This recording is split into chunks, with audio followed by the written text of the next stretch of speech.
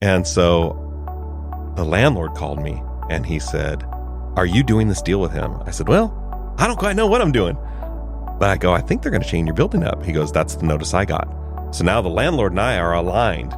Now I know why they put a listing on. They had to get somebody else in that space, right? But the IRS can still take the assets inside of it. They can't take the building. Yeah. But if those assets are inside of the building, they can take that. They can take the assets that belong to that tenant. Correct. Yeah. So the landlord and I, he goes, "Here's the deal." He goes, "If you can make a deal, I will give you free rent space on the space behind for all the assets to get it out of there." And lawyers are like, "Yeah, you can probably do that." We didn't move it from the premise, right? Because that's illegal. But it's still on site. We just move it to that'll keep the space open.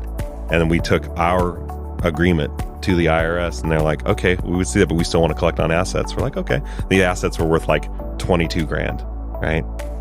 And But so you had moved all the assets. I physically went in there as soon as they said it was okay to move them into the space next Who's door. the they that said it's okay? IRS. The IRS. They said we just wanted to move them. It was the landlord who had asked, "Can I just move them to another space in the same building?"